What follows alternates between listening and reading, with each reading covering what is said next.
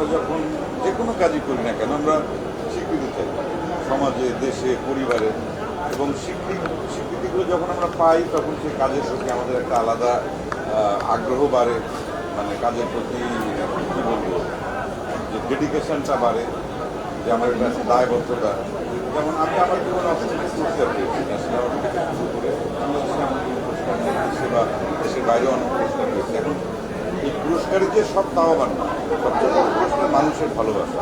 কিন্তু আবার তাৎক্ষণিকভাবে জাগতিক হিসাবে যদি বলা যায় যে এক একটা পুরস্কার যখন হাতে পেয়েছি বা এখনও কেউ যখন কোনো একটা কাজের জন্য স্বীকৃতি দেয়, তখন কিন্তু মনে হয় যে না, আমার এখনও কাজ করতে হবে, কাজের প্রতি দর্শকের যে চাওয়া আছে, আগ্রহ আছে, আমার দায়িত্ব হচ্ছে সেটি পালন করা এবং দর্শকের মনোরঞ্জনের জন্য ভালো কাজ করা, সেটা দেশের জনগণ, দেশের মানুষ, সাধারণ মানুষ বা সমাজ বা পরিবার সবার জন্য।